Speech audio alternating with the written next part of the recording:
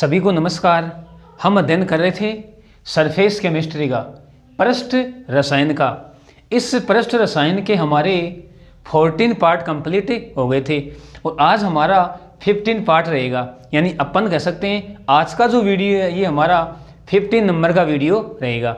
हम चर्चा कर रहे थे कोलॉइडों के वर्गीकरण की। हमने 3 आधारों पर कोलॉइडों का वर्गीकरण देख लिया था। पहला आधार हमने देखा था परिक्षेपण माध्यम के आधार पर कोलॉइड का वर्गीकरण।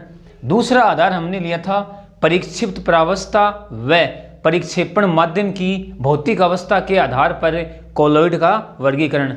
और तीसरा आधार हमने लिया था परिक्षिप्त प्रावस्था व परिक्षेपण माध्यम के कणों के मध्य आकर्षण बल के आधार पर कोलॉइड का वर्गीकरण। आज हमारा जो नेक्स्ट आधार है या अपन कह सकते हैं जो हमारा चौथा आधार है वो रहेगा परिक्षिप्त प्रावस्था के कणों के आकार के आधार पर कोलॉइड का वर्गीकरण। हमने ए बी सी डी उसी क्रम में हमने इसको डी दिया है। यह हम 1 2 3 4 तो उसके हिसाब से ये 4 नंबर का हो जाएगा या ए बी सी डी। यानी अपन कह सकते हैं कि हमारा जो अगला आधार है वह है परिक्षिप्त प्रावस्था के कणों के आकार के आधार पर कोलॉइड का वर्गीकरण। तो लगातार आप मेरे साथ अंत तक बने रहिए। देखो, परिक्षिप्त प्रावस्था के कणों के आकार के आधार पर कोलॉइड को हम 3 भागों में डिवाइड करते हैं। अपन क्या कह सकते हैं, कोलॉइड 3 प्रकार का होता है। हम 1 बाय 1 एक का अध्ययन करते हैं। देखो, पहला होगा बहुआण्विक कोलॉइड, दूसरा होगा वृहद आणविक कोलॉइड और तीसरा होगा संगुणित कोलॉइड। तो हम पहले चर्चा कर रहे हैं, यहां लिख रहा हूं मैं, बहुआण्विक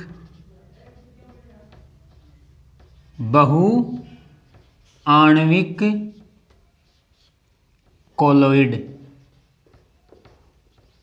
बहुआण्विक कोलॉइड यानी हम इसको बोलते हैं मल्टी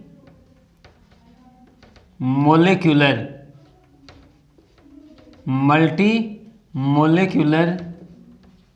कोलॉइड। क्या कहेंगे, मल्टी मोलेक्यूलर कोलॉइड। देखो, हम क्या कहेंगे, हम कहेंगे ऐसे कोलॉइड जिनमें कोलॉइडी कण सूक्ष्म कणों से मिलकर बने होते हैं उन्हें हम बहुआण्विक कोलॉइड कहते हैं। यानी छोटे छोटे कणों से मिलकर कोलॉइडी कणों का निर्माण होता है। तो हम बहुआण्विक कोलॉइड को इस प्रकार से परिभाषित कर सकते हैं। क्या कहेंगे, ऐसे कोलॉइड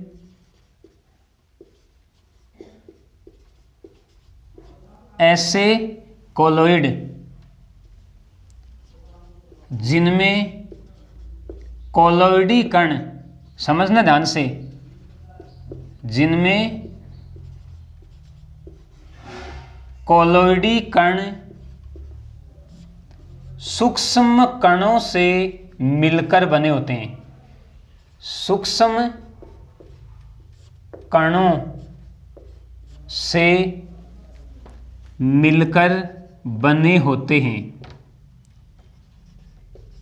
सूक्ष्म कणों से मिलकर बने होते हैं,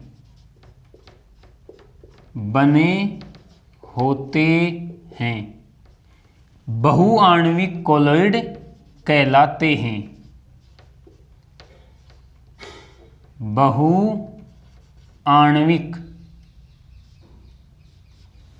बहुआण्विक कोलॉइड कहलाते हैं।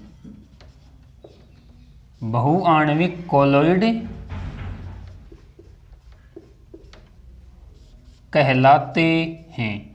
देखो क्या कहा, हमने कहा कि ऐसे कोलॉइड जिनमें कोलॉइडी कण सूक्ष्म कणों से मिलकर बने होते हैं बहुआण्विक कोलॉइड कहलाते हैं। यानी अपन इस प्रकार से कह सकते हैं कि ऐसे कोलोइड बनाने वाले पदार्थों को परिक्षेपण माध्यम में घोलने पर इनके कण वांडरवाल बलों के द्वारा संयोजित होकर कोलोइडी कणों के आकार के कणों का निर्माण कर लेते हैं। क्या कहेंगे? हम कहेंगे ऐसे कोलोइड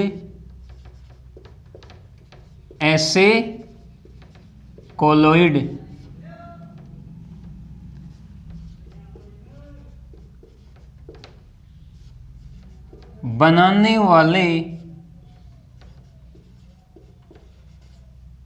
पदार्थ को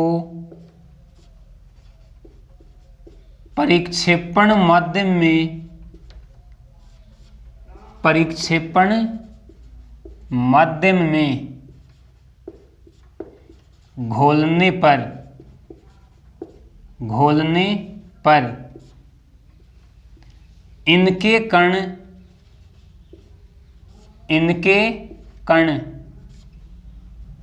पर इनके कण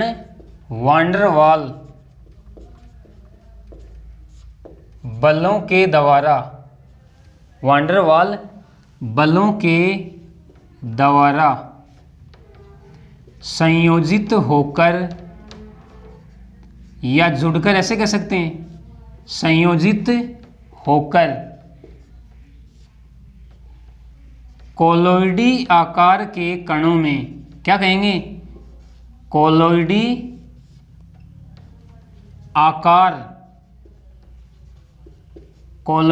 आकार के कणों में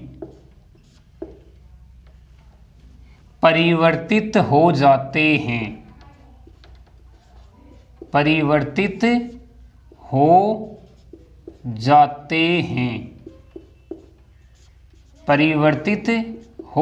देखो क्या कहा हमने कहा कि ऐसे कोलोइड बनाने वाले पदार्थ को परिक्षेपण माध्यम में घोलने पर इनके कण वांडरवाल बलों के द्वारा जुड़कर, या अपन कह सकते हैं संयोजित होकर, कोलोइडी आकार के कणों में परिवर्तित हो जाते हैं और इस प्रकार से बने कोलोइड बहुआण्विक कोलोइड कहलाते हैं। हम एग्जाम्पल की बात करें तो हम एग्जाम्पल ले सकते हैं सल्फर, यानी S8। सल्फर को जब हम जल में घोलते हैं तो सल्फर के लगभग 1000 या इससे अधिक अणु आपस में जुड़कर कोलोइडी कणों के आकार में परिवर्तित हो जाते हैं। तो अपन कह सकते हैं कि सल्फर का कोलोइड एक बहुआण्विक कोलोइड होता है। तो इस एग्जाम्पल को आप ध्यान में रखोगे, सल्फर का कोलोइड। क्या बताया मैंने कि सल्फर को जल में घोलने पर इसके लगभग 1000 या इससे अधिक कण आपस में संयुक्त होकर या आपस में जुड़कर कोलोइडी कणों के आकार का निर्माण कर लेते हैं और सल्फर का कोलोइड एक बहुआण्विक कोलोइड कहलाता है। तो ये हमारा बहुआण्विक कोलोइड हो गया। अब ले रहे हैं हम दूसरा, सेकंड हमारा रहेगा वृहद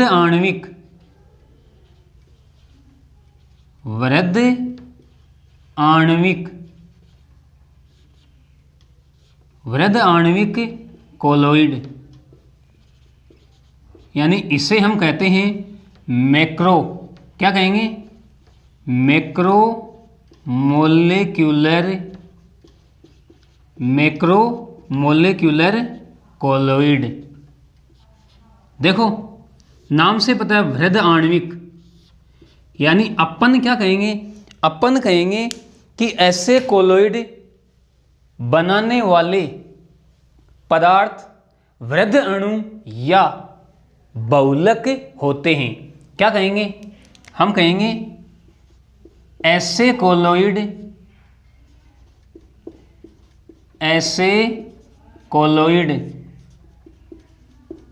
बनाने वाले पदार्थ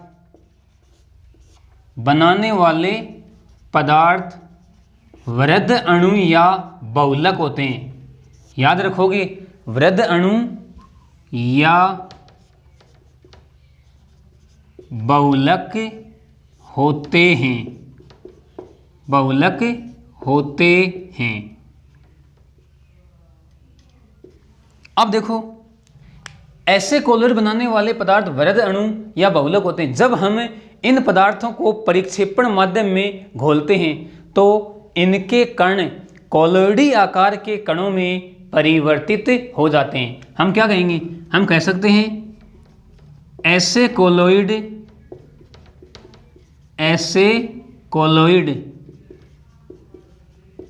बनाने वाले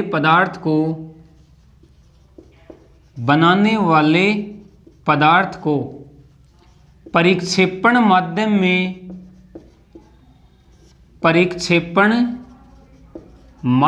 में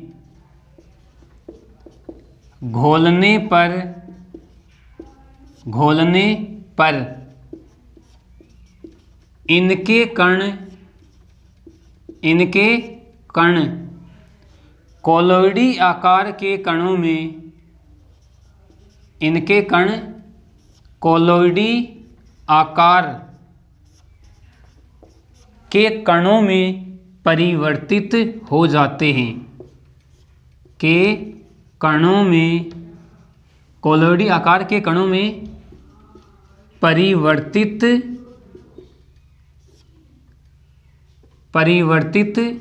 हो जाते हैं,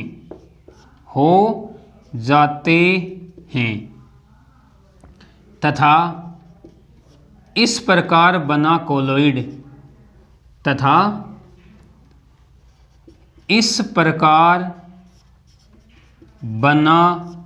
कोलोइड क्या कहेंगे, वृहद आणविक कोलोइड, वृहद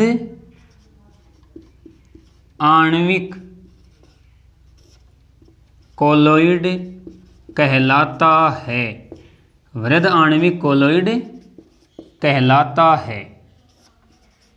देखो क्या कहा, हमने कहा कि ऐसे कोलोइड बनाने वाले पदार्थ वृहद अणु या बहुलक होते हैं। ऐसे कोलोइड बनाने वाले पदार्थ को परिक्षेपण माध्यम में घोलने पर इनके कण कोलोइडी आकार के कणों में परिवर्तित हो जाते हैं तथा इस प्रकार से बना कोलोइड वृहद आणविक कोलोइड कहलाता है। हम एग्जाम्पल की बात करें तो देखो, एग्जाम्पल क्या होंगे, starch, cellulose, starch, cellulose, protein, enzyme,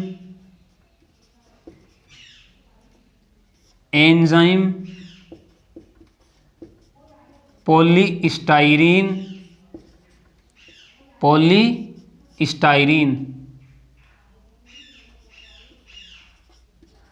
nylon, polystyrene, nylon, plastic, polythene, देख सकते हो ये सब वृहद अणु हैं। Starch, cellulose, protein, enzyme, polystyrene, nylon, plastic, polythene इत्यादि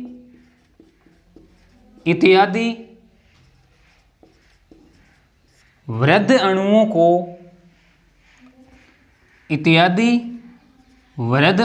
को परिक्षेपण माध्यम में घोलने पर क्या कहेंगे, इत्यादि वृहद अणुओं को परिक्षेपण माध्यम में घोलने पर, परिक्षेपण माध्यम में घोलने पर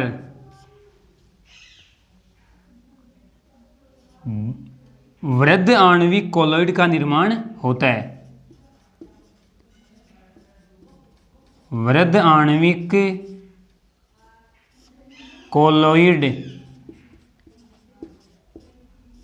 का निर्माण होता है, का निर्माण होता है।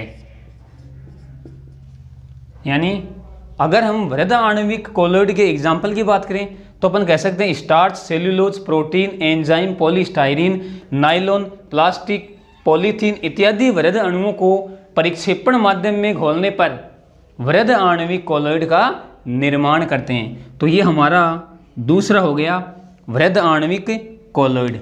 हम बात करते हैं हमारे तीसरे प्रकार की। तीसरा प्रकार रहेगा हमारा संगुणित कॉलॉइड। कौन सा है? संगुणित कॉलॉइड। संगुणित कॉलॉइड यानी इसे हम कह सकते हैं एसोसिएटेड, क्या कहेंगे? Associated colloid. देखो संगुणित कॉलॉइड नाम से पता है संगुणन होगा यहाँ पर संगुणन की प्रक्रिया के द्वारा कॉलॉइडी आकार के कणों का निर्माण होगा। हम क्या कह सकते हैं? हम कह सकते हैं कि ऐसे पदार्थ जो कम सांद्रता पर तो सामान्य विद्युत अपघटय की भांति व्यवहार करते हैं, परंतु उच्च सांद्रता पर इनके कण आपस में संगुणित होकर कॉलॉइडी कणों के आकार का निर्माण कर लेते हैं और इस प्रकार से जो कॉलॉइड बनता है उसे हम संगुणित कॉलॉइड कहते हैं। हम क्या कहेंगे? हम कहेंगे देखो ऐसे पदार्थ जो निम्न सांद्रता पर, निम्न कह सकते हैं या कम कह सकते हैं, निम्न सांद्रता पर सामान्य विद्युत अपघटय, सामान्य विद्युत अपघटय के समान व्यवहार करते हैं, के समान व्यवहार करते हैं, परंतु उच्च सांद्रता पर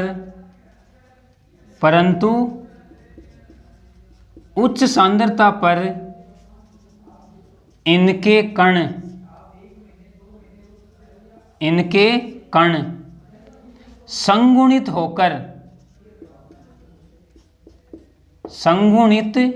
होकर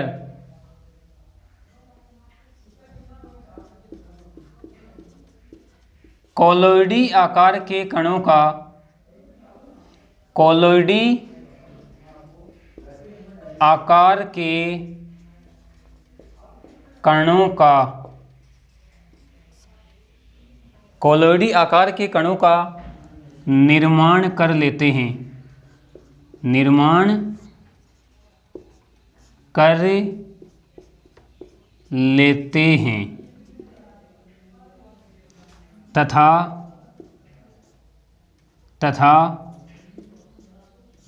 इस प्रकार बना कॉलॉइड, तथा इस प्रकार बना कॉलॉइड संगुणित कॉलॉइड कहलाता है। इस प्रकार बना कॉलॉइड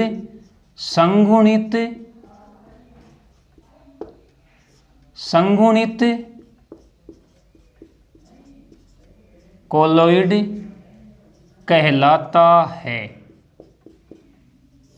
संगुणित कॉलॉइड कहलाता है। देखो हमने क्या कहा? हमने कहा कि ऐसे पदार्थ जो निम्न सांद्रता पर या कम सांद्रता पर सामान्य विद्युत अपघटय के समान व्यवहार करते हैं, परंतु उच्च सांद्रता पर इनके कण संगुणित होकर कॉलॉइडी आकार के कणों का निर्माण कर लेते हैं तथा इस प्रकार बना कॉलॉइड संगुणित कॉलॉइड कहलाता है। देखो पहले मैं एग्जाम्पल की बात करूं, एग्जाम्पल होगा यहाँ पे साबुन व अपमार्जक, साबुन व अपमार्जक, समझना बात को, साबुन व अपमार्जक का जलीय विलयन, का जलीय विलयन, या हम डायरेक्ट ऐसे भी कह सकते हैं साबुन व अपमार्जक। अब देखो यहां पर हमने क्या कहा कि इनके कण संगुणित होकर कोलोइडी आकार के कणों का निर्माण कर लेते हैं, यानी ये कण आपस में जुड़कर एक समूह का निर्माण करते हैं। समूह कह सकते हैं या गुच्छा कह सकते हैं। गुच्छे का निर्माण कर लेते हैं और उस गुच्छे का आकार कोलोइडी कण के आकार का होता है। उस गुच्छे को हम मिसेल कहते हैं। अब इंपॉर्टेंट बात आने वाली है, मिसेल किसे कहते हैं? मिसेल का निर्माण किस प्रकार होता है? मिसेल की हम क्रिया विधि को समझेंगे अब साबुन व अपमार्जक का एग्जाम्पल लेकर। वापस से मैं आपको तीनों को रिवाइज करवा रहा हूं। परिक्षिप्त प्रावस्था के कणों के आकार के आधार पर कोलोइड का वर्गीकरण हमने 3 प्रकारों में किया। पहला प्रकार हमने लिया बहुआण्विक कोलोइड। इसमें हमने क्या कहा कि ऐसे कोलोइड जिनमें कोलोइडी कण सूक्ष्म कणों से मिलकर बने होते हैं बहुआण्विक कोलोइड कहलाते हैं। यानी ऐसे कोलोइड बनाने वाले पदार्थ को परिक्षेपण माध्यम में घोलने पर इनके कण वांडर वाल बलों के द्वारा संयुक्त होकर या संयोजित होकर या जुड़कर कोलोइडी आकार के कणों में परिवर्तित हो जाते हैं। कोलोइडी कणों के आकार में परिवर्तित हो जाते हैं। एग्जाम्पल लिया हमने सल्फर का कोलोइड। सल्फर को जब हम जल में घोलेंगे तो इसके लगभग 1000 कण आपस में संयुक्त होकर कोलोइडी आकार के कणों का निर्माण कर लेते हैं। तो हम कह सकते हैं कि सल्फर का कोलोइड एक बहुआण्विक कोलोइड होता है। दूसरा हमने लिया वृहद आणविक कोलोइड। ऐसे कोलोइड बनाने वाले पदार्थ वृहद अणु या बहुलक होते हैं। देखो ये प्राकृतिक भी हो सकते हैं और कृत्रिम भी हो सकते हैं। तो ऐसे कोलोइड बनाने वाले पदार्थ वृहद अणु या बहुलक होते हैं। ऐसे कोलोइड बनाने वाले पदार्थ को परिक्षेपण माध्यम में घोलने पर इनके कण कोलोइडी आकार के कणों में परिवर्तित हो जाते हैं तथा इस प्रकार बना कोलोइड वृहद आणविक कोलोइड कहलाता है। एग्जाम्पल लिए हमने starch, cellulose, protein, enzyme, polystyrene, nylon, plastic, polythene इत्यादि वृहद अणुओं को परिक्षेपण माध्यम में घोलने पर वृहद आणविक कोलोइड का निर्माण कर लेते हैं। तीसरा हमने लिया संगुणित। इंपॉर्टेंट है तीसरा टाइप, वेरी वेरी इंपॉर्टेंट, क्योंकि अब हम इस तीसरे पार्ट में पढ़ेंगे मिसेल निर्माण की क्रियाविधि। क्या कहा हमने? ऐसे पदार्थ जो निम्न सांद्रता पर तो सामान्य विद्युत अपघटय के समान व्यवहार करते हैं, परंतु उच्च सांद्रता पर इनके कण संगुणित, उच्च सांद्रता पर, यहां पे पर हो रहा है, उच्च सांद्रता पर इनके कण संगुणित होकर कोलोइडी आकार के कणों का निर्माण कर लेते हैं तथा इस प्रकार बना कोलोइड संगुणित कोलोइड कहलाता है। एग्जाम्पल लिया हमने साबुन व अपमार्जक का जलीय विलयन। मैंने क्या बताया कि इनके कण संगुणित होकर गुच्छों का निर्माण करते हैं या समूह का निर्माण कर लेते हैं। उस समूह को हम मिसेल कहते हैं और मिसेल का आकार कोलोइडी कणों के आकार का होता है। तो अब हम मिसेल को डिटेल से पढ़ते हैं।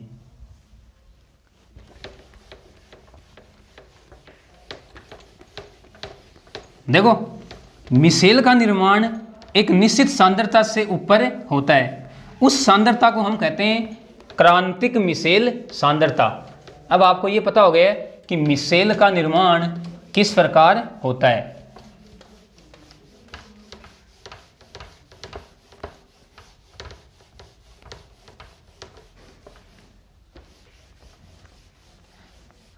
क्रांतिक मिसेल सांद्रता देखते हैं और मिसेल निर्माण की हम क्रिया विधि का अध्ययन अब करेंगे। तो लगातार आप मेरे साथ बने रहिए।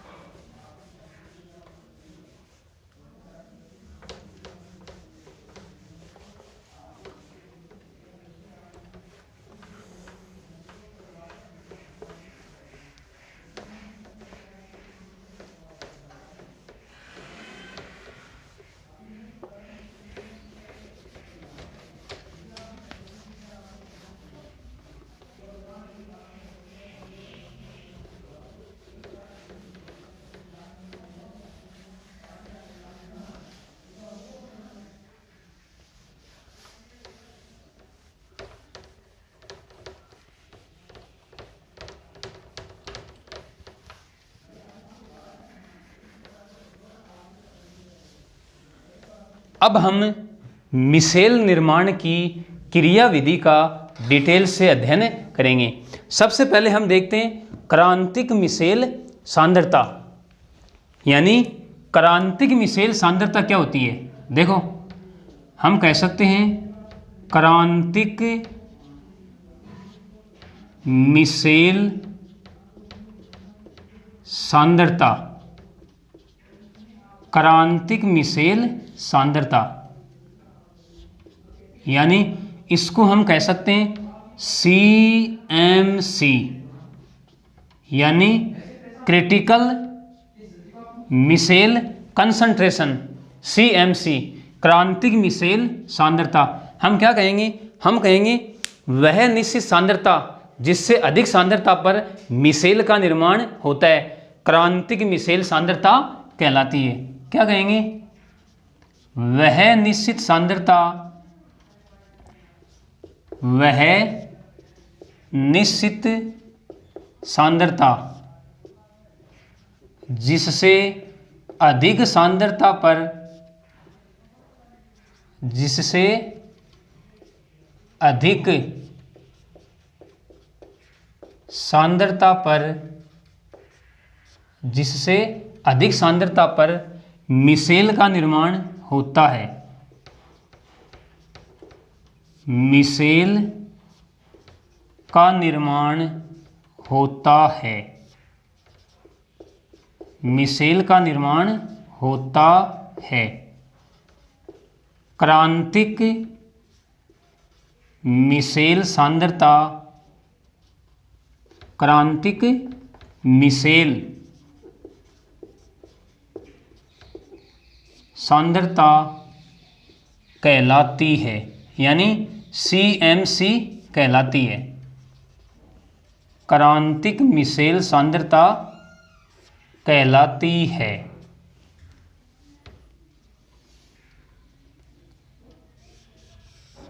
क्रांतिक मिसेल सांद्रता कहलाती है। अगर हम साबुन के लिए CMC की बात करें तो हम क्या कह सकते हैं? हम कह सकते हैं साबुन के जलीय विलयन के लिए, साबुन के जलीय विलयन के लिए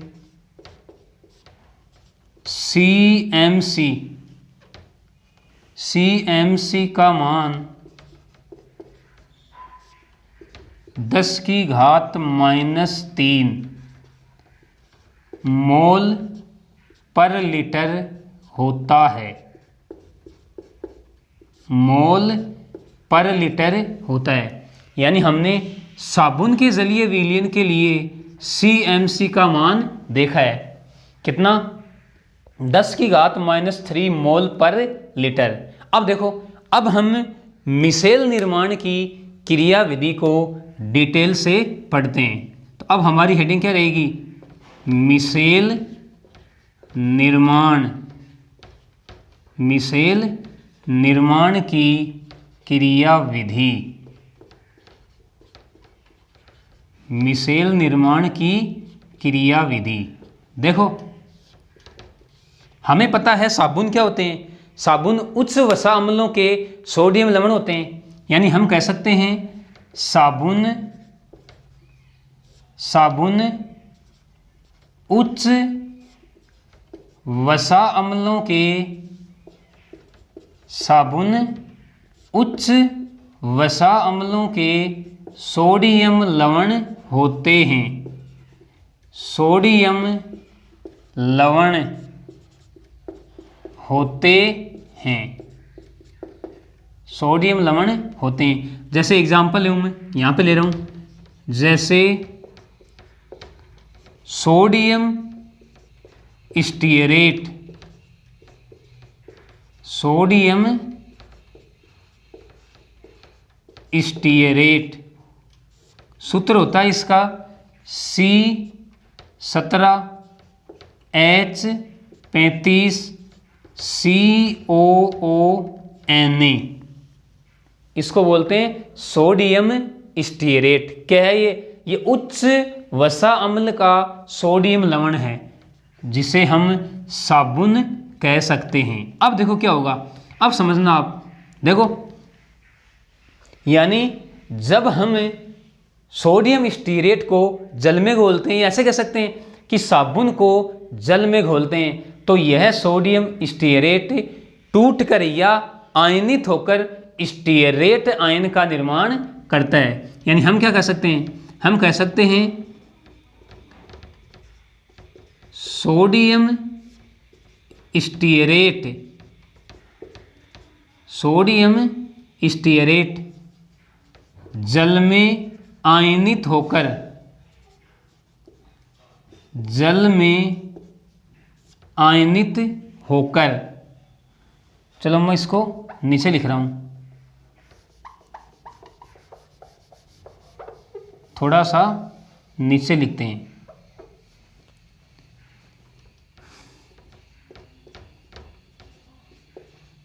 सोडियम स्टीरेट जल में आयनित होकर, जल में आयनित होकर, ये ऐसे कह सकते हैं जल में टूटकर स्टीरेट आयन बनाता है, स्टीरेट आयन बनाता है, स्टीरेट आयन बनाता है। देखो किस प्रकार से, जब हम इसको जल में घोलेंगे C17H35COON,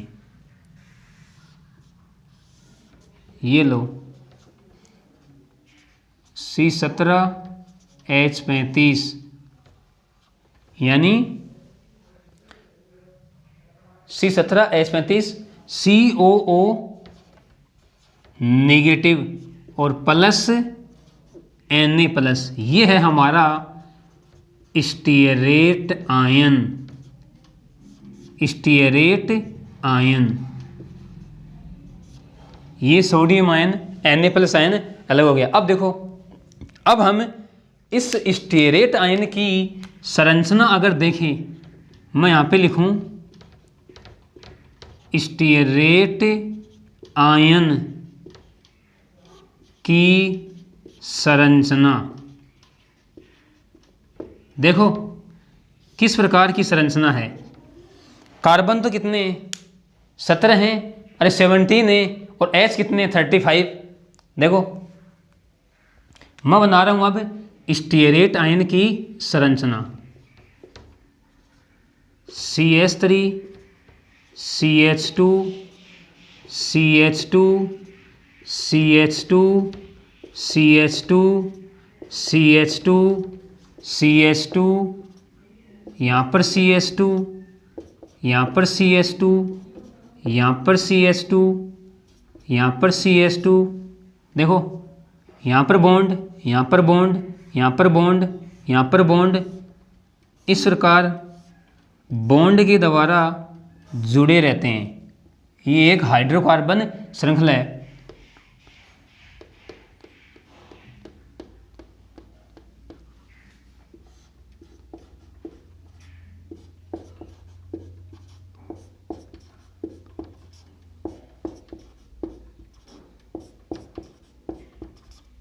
ये लो, और यहाँ पे क्या है COO नेगेटिव। अब देखो आप, यानी कार्बन कितने 17 हैं, 1 2 3 4 5 6 7 8 9 10 11 12 13 14 15 16 और 17। अब देखो इसको हम इस प्रकार से भी दिखा सकते हैं। देखो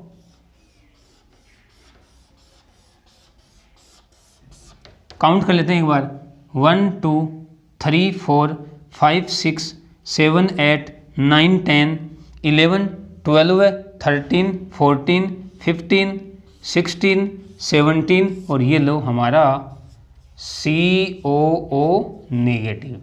अब देखो आप, ये जो भाग है, ये तो है हाइड्रोकार्बन भाग। क्या कहेंगे हम इसे? हम इसे कहेंगे हाइड्रोकार्बन भाग। हाइड्रोकार्बन भाग, कोई दिक्कत नहीं है। और ये है हमारा, या तो कह सकते हैं आयनिक भाग।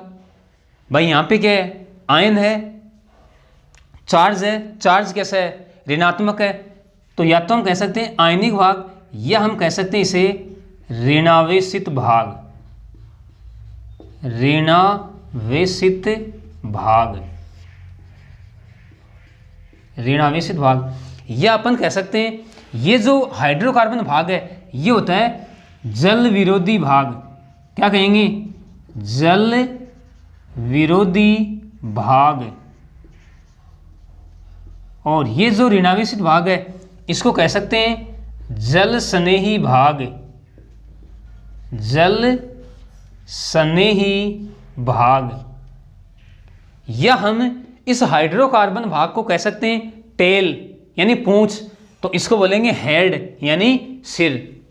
तो अब आपको स्टीयरेट आयन की संरचना समझ में आ गई है। वापस से मैं आपको समझा रहा हूं, ये एक साबुन का अणु कह सकते हैं या स्टीयरेट आयन कह सकते हैं। इसकी संरचना में क्या होते हैं?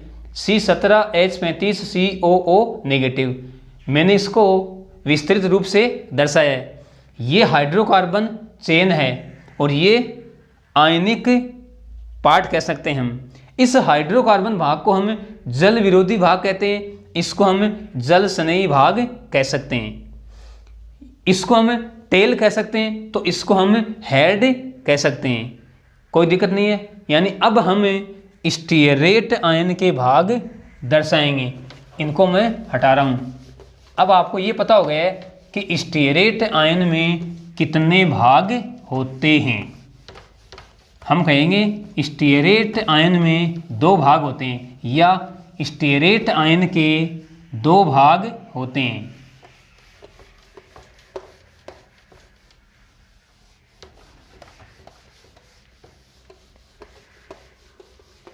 यानी अब हम कह सकते हैं कि स्टीयरेट आयन के 2 भाग होते हैं। क्या कहेंगे? देखो मैं यहां लिख रहा हूं, स्टीयरेट आयन, स्टीयरेट आयन के 2 भाग होते हैं। 2 भाग होते हैं। 2 भाग कौन कौन से? देखो पहला भाग तो हम कह सकते हैं हाइड्रोकार्बन भाग। क्या कह सकते हैं? हाइड्रोकार्बन भाग। और दूसरा हम कह सकते हैं ऋणावेशित भाग या आयनिक भाग, एक ही बात है, ऋणावेशित भाग। अब देखो इसको हम कह सकते हैं जल विरोधी भाग। क्या कह सकते हैं? जल विरोधी भाग भी इसे कह सकते हैं, या हम इसको जल प्रतिकर्षी भी कह सकते हैं। जल प्रतिकर्षी, जल प्रतिकर्षी भाग, या हम इसे टेल भी कह सकते हैं यानी पूंछ। अब इसको हमने जल विरोधी कहा तो ये जल स्नेही, जल स्नेही भाग या जल आकर्षी भाग, जल आकर्षी भाग, या हम इसको कह सकते हैं सिर। यानी ये तो है हेड, क्या है? हेड। और ये है टेल। कोई दिक्कत नहीं है। स्टीयरेट आयन के 2 भाग हो गए, हाइड्रोकार्बन भाग या जल विरोधी भाग या जल प्रतिकर्षी भाग या पूंछ। कोई दिक्कत नहीं है। दूसरा है ऋणावेशित भाग या जल स्नेही भाग या जल आकर्षी भाग या हेड यानी सिर। अब देखो क्या होता है, मैं इसको हटा रहा हूँ। अब आपको स्टीयरेट आयन की संरचना का पता हो गया कि इसकी संरचना किस प्रकार होती है और इसमें कितने भाग होते हैं। अब देखो, अब ये स्टीयरेट आयन क्या करते हैं, ये आपस में जुड़कर, यानी अपन कह सकते हैं कि हाइड्रोकार्बन भाग वाले, क्या कहेंगे, हाइड्रोकार्बन भाग वाले सिरे के द्वारा जुड़कर, या अपन ऐसे कह सकते हैं कि हाइड्रोकार्बन भाग से आपस में जुड़कर एक गुच्छे का निर्माण करते हैं, या अपन कह सकते हैं एक समूह का निर्माण करते हैं। उस समूह को ही हम मिसेल कहते हैं। देखो, अब मैं मिसेल का निर्माण करवा रहा हूं, तो ध्यान से आप समझेंगे कि मिसेल का निर्माण कैसे होता है।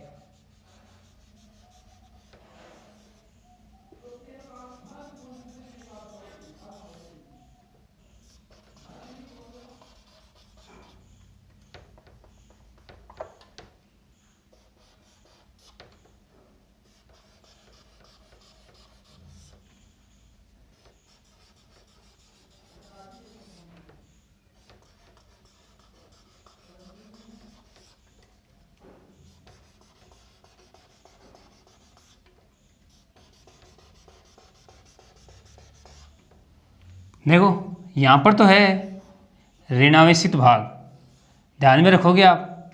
यानी अपन कह सकते हैं कि बाहर की तरफ तो, या अपन ऐसे कह सकते हैं कि परिधि की तरफ तो ऋणावेशित भाग होता है। मैंने माइनस दिखाया है, इसका मतलब क्या है, ऋणावेशित। कोई दिक्कत नहीं है, ये लो।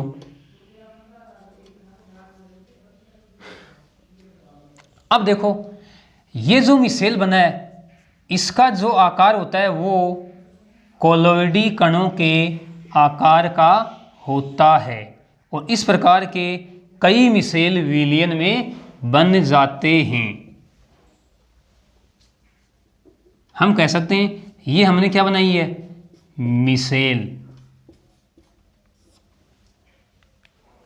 परिधि की तरफ, ये अपन कह सकते हैं बाहर की तरफ तो ऋणावेशित भाग होता है, और अंदर की तरफ, ये अपन ऐसे कह सकते हैं केंद्र की तरफ हाइड्रोकार्बन भाग होता है। अब देखो, ये जो हाइड्रोकार्बन भाग है ये जल विरोधी होता है, और जो ऋणावेशित भाग है ये क्या होता है, जल स्नेही, यानी जल में घुलता है। कोई दिक्कत नहीं है, ये हमने मिसेल का निर्माण करवा लिया है। अब देखो, अब हम साबुन के अपमार्जन की क्रिया पढ़ते हैं कि साबुन के द्वारा जो हमारे कपड़े होते हैं, या अपन कह सकते हैं सतह से तेल व चिकनाई किस प्रकार से हटती है। आपको मैंने आप ये बता दी है कि स्टीयरेट आयन में दो भाग होते हैं। पहला भाग होता है हाइड्रोकार्बन भाग, जो जल विरोधी भाग होता है। दूसरा भाग होता है ऋणावेशित भाग, जो जल स्नेही भाग होता है। इसका मतलब ये हुआ कि हाइड्रोकार्बन भाग है ये तो घुलेगा चिकनाई या गंदगी में, अपन ऐसे कह सकते हैं, सीधा सा मतलब ये है। और जो ऋणावेशित भाग है यानी आयनिक भाग है, ये घुलेगा जल के अंदर। देखो, इसको मैं हटा रहा हूँ। अब हम साबुन के अपमार्जन की क्रिया देखते हैं, किस प्रकार साबुन के द्वारा कपड़ों की सतह से तेल, चिकनाई या गंदगी के कण हटते हैं। तो अब हम साबुन के अपमार्जन की क्रिया देखेंगे डायग्राम के द्वारा।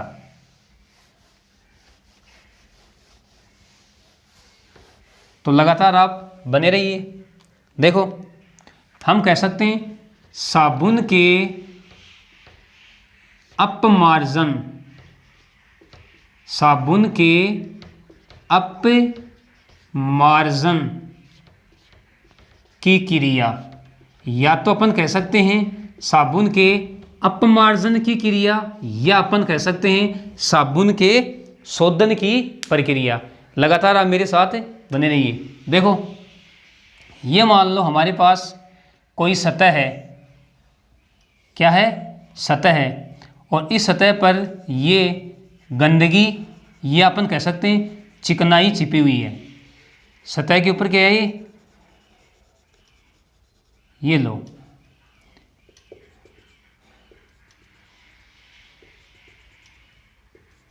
ये है साबुन का जलीय विलयन।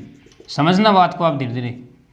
ये है साबुन का जलीय विलयन और इसमें क्या होंगे, स्टीरेट आयन होंगे। अरे अभी तो हमने देखे हैं स्टीरेट आयन। ये लो, ये मैंने स्टीरेट आयन दिखा दिए। एक भाग जल स्नेही भाग है और एक भाग जल विरोधी भाग है।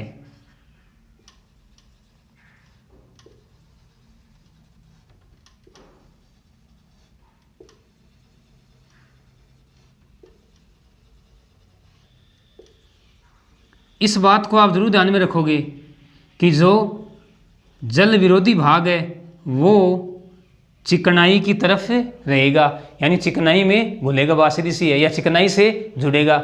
और जो जल स्नेही भाग है वो जल के साथ जुड़ेगा। ठीक है ना।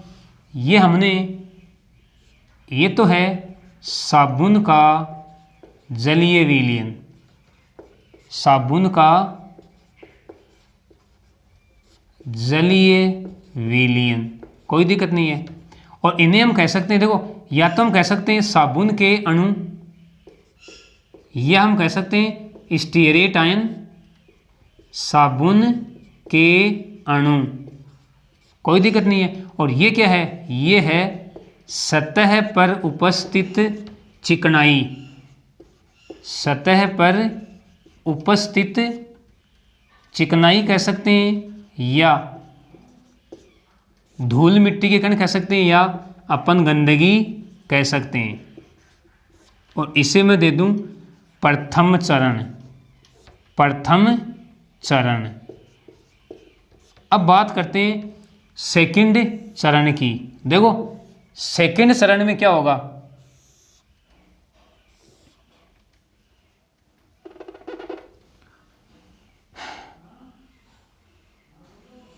ये जो गंदगी है ये गोलाकार आकृति में हो जाएगी, यानी इसकी आकृति गोल होने लग जाएगी। और इस गंदगी से जो साबुन के अणु का, ये अपन कह सकते हैं स्टीरेट आयन के अणु का जो हाइड्रोकार्बन भाग है वो जुड़ जाएगा या चिपक जाएगा, और जो जल स्नेही भाग है या ऋणावेशित भाग है वो बाहर की तरफ रहेगा, ऊपर की तरफ। ये है साबुन का जलीय विलयन। लगातार आप बने रहिए मेरे साथ। देखो इस प्रकार से ये स्टीरेट आयन अपने हाइड्रोकार्बन भाग के द्वारा इस चिकनाई या गंदगी से जुड़ जाते हैं।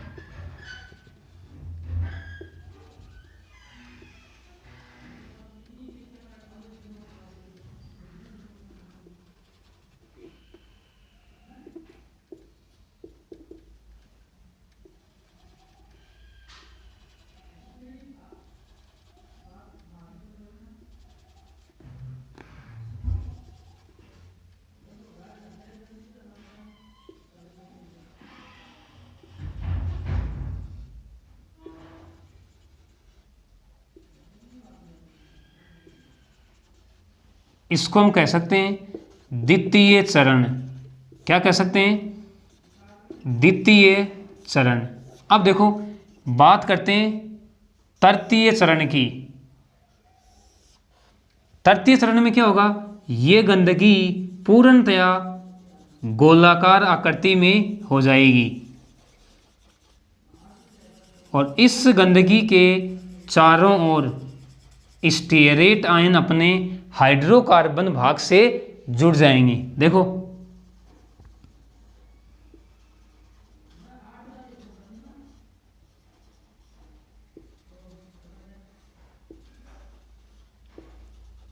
समझना आप, कपड़े से गंदगी कैसे हटती है।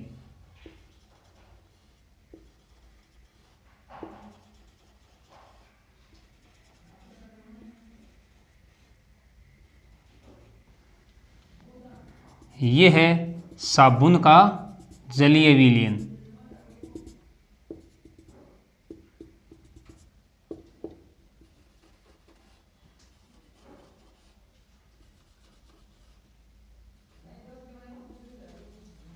साबुन का जलीय विलयन, इसे हम कह सकते हैं तृतीय चरण। तृतीय चरण। अब देखो अगले चरण में क्या होगा, ये गंदगी के कण सतह को छोड़ देते हैं। देखो अभी ये सतह के नज़दीक ही हैं, अब ये सतह को छोड़ देंगे।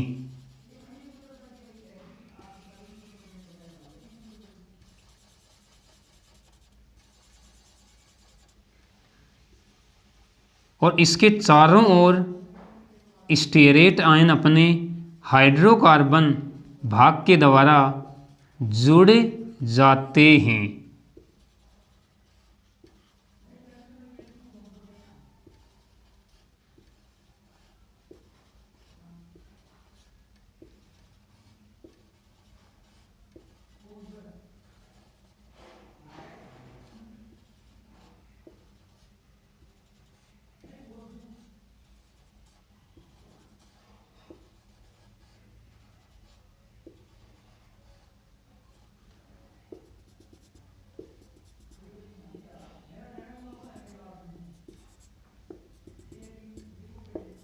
इसको हम कह सकते हैं चतुर्थ चरण।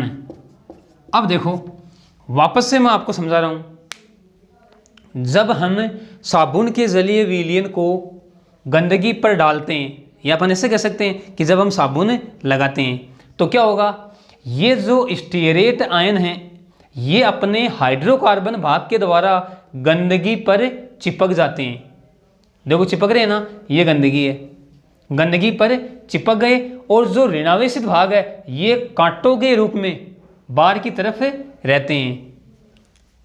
ये गंदगी के, या अपन कह सकते हैं चिकनाई के कण हैं, इसके चारों तरफ स्टीयरेट आयन अपने हाइड्रोकार्बन भाग के द्वारा जुड़ जाते हैं, या अपन कह सकते हैं चिपक जाते हैं। और जो ऋणावेशित भाग है ये बाहर की तरफ रहता है, यानी जल की तरफ रहता है। देखो इस प्रकार से ये, अब देखो हमें पता है कि ऋणावेशित भाग जल में क्या होता है, घुलता है, ध्रुवीय भाग है। यानी इसका मतलब जब हम कपड़े को खंगालते हैं, क्या कहा, जल के अंदर स्वच्छ जल में खंगालते हैं, तो ये जो ऋणावेशित भाग है इनके द्वारा जल का धनावेशित भाग जुड़ जाएगा, यानी इसको खींचेगा। वासिदी सी है, जल इसको खींचेगा तो इसके साथ क्या चिपकी हुई है, गंदगी चिपकी हुई है, और ये गंदगी सतह से अलग हो जाएगी और पानी के साथ बह जाएगी। हमारा जो कपड़ा वो क्या हो जाएगा, एकदम स्वच्छ हो जाएगा। तो ये है साबुन की अपमार्जन की क्रिया। वापस से मैं आपको समझा रहा हूँ, सबसे पहले स्टीयरेट आयन अपने हाइड्रोकार्बन भाग के द्वारा गंदगी पर चिपक जाते हैं, चारों ओर चिपक जाते हैं इस प्रकार से। और जब हम कपड़े को स्वच्छ पानी में खंगालते हैं तो ये ऋणावेशित भाग जल के अणुओं के द्वारा क्या होते हैं, आकर्षित। या अपन ऐसे कह सकते हैं कि जल के धनावेशित भाग के द्वारा क्या होंगे, आकर्षित होंगे।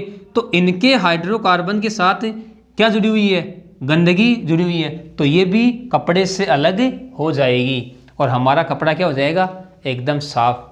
इस तरीके से अपन कह सकते हैं कि कपड़े की सतह से गंदगी पानी के साथ बह जाती है। तो ये थी साबुन के अपमार्जन की क्रिया, इसको भी आप ध्यान में रखोगे। तो देखो आज की क्लास में हमने परिक्षिप्त प्रावस्था के कणों के आधार पर कोलॉइड का वर्गीकरण देखा। 3 प्रकार के कोलॉइड थे।